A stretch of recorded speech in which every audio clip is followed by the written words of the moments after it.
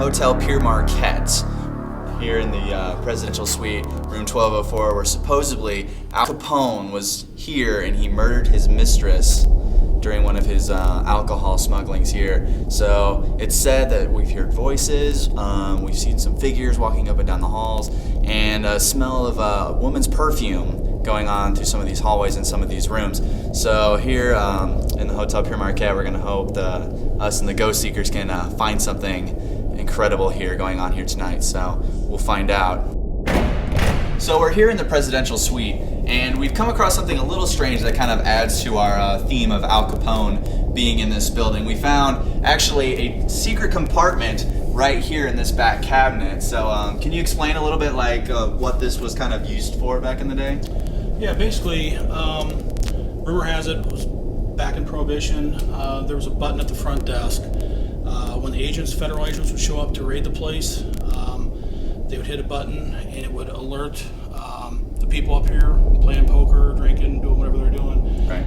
the presence of the feds. What they would then do is they would come over here and, I don't know if you can see this, there's a hidden button right here. They would actually hit this button and this would cause this false door to open up. And I'm going to demonstrate this here. I'm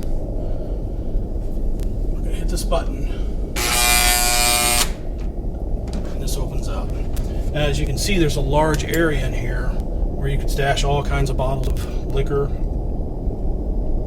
And That's incredible. You can even stuff a small person in there. Exactly. It's pretty big. Really, they could stuff pretty much whatever they wanted in here. So it's kind of a mystery of what Al Capone or whoever else was staying in this suite could possibly fit in here or hide in here whenever they were staying in this building. So hopefully we find more secrets like this throughout our investigation. This works is it picks up on environmental factors, electromagnetic fields, temperature, humidity, picks up various different inputs from the environment. And the theory is that spirits can manipulate the energy around this device to make it speak. This has a 2,048 word vocabulary, and it's our hope tonight that maybe we can establish communication through the Obelisk X. So we will see. We know this room holds a lot of secrets,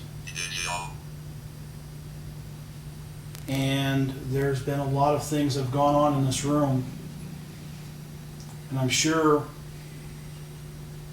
that you want to tell us about it. Well, you know something? We found your liquor cabinet, we found your secret button, we found the door to where you stash your liquor, and we're going to take your liquor.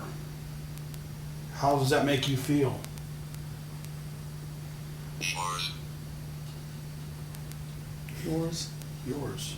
Oh, yours, too. All right. Not only am I going to take the liquor, I'm going to take all the money that's in this room. From all of your winnings, from the gambling, from the prostitution that's going on here. We know your secrets. They're out. Varies.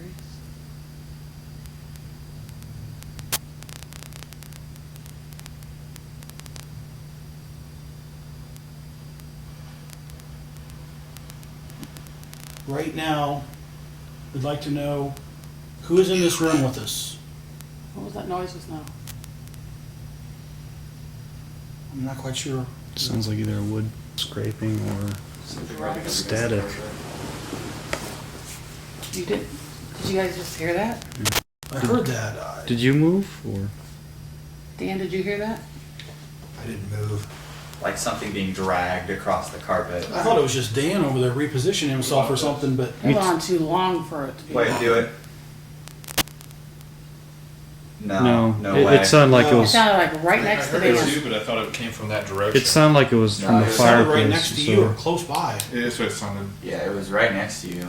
Because it sounded like it was the fireplace. Because I thought maybe you were moving it, but then it sounded like it got closer. It did. All right. Yeah, it sounded, I kind of dismissed it for the heater over there. Okay. But yeah, that's not the same sound. I'm hearing everything explain. delayed right now, so. Yeah. If that was you, can you do that again?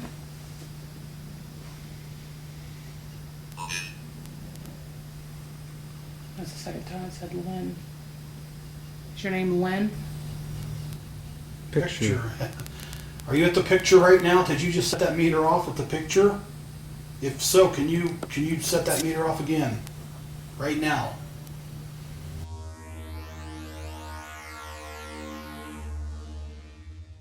Anybody for some poker?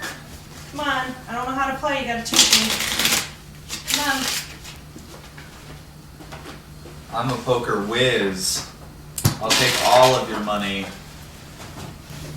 Can you at least knock in a bedroom? Away from us? There goes my laser light. And it's gone.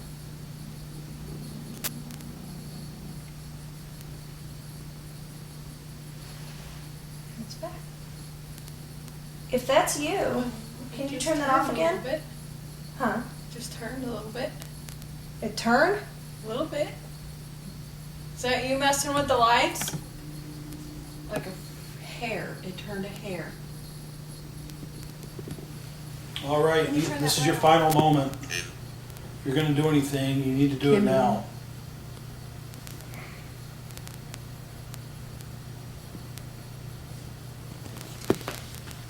You've got about 30 seconds. Already. Yeah, I actually understood that one. So we finished up our investigation here in room 1204, and we've picked up a lot of weird kind of noises and sounds going on. We've heard some sounds over here more towards the fireplace. It sounds like somebody's being dragged across the floor. Now, as somebody was sitting right here in this chair, we thought they were kind of readjusting their body, but as we come to find out, it was a lot heavier of a sound. It sounded like somebody really dragging their foot across the carpet back into this back room. So it kind of gave us an eerie feel at the beginning of our investigation. But later on in the night, we come to find out that later we had a laser light that picks up the shadows in the room, and we shined it over here onto this wall to detect any kind of shadows that might be moving in front of it. And it sat right here on this table, and as it sat here, we sat far away from it so that nobody would touch it. The light slowly kind of dimmed off until eventually the light was completely turned off and we were sitting in darkness. But it slowly began to come back, and it shook a little bit as it sat right here, and nobody was able to touch it. And as we came over here, we kind of investigated it. No switches were turned off. The batteries were fine. They were on for the rest of the night. And if you touched the top, just barely touched it, it would move just slightly like it did earlier. So we definitely got a little bit of a haunted feel in this room. So if anybody's definitely going to be buying this room, they might be visited by someone or something. So I'm sure as hell not getting this for my Halloween suite. So hopefully this kind of ends here soon or doesn't get any worse for anybody that might be staying here. But hopefully we'll get something a little bit better on our next Paranormal Peoria stop. But we'll see on the next stop.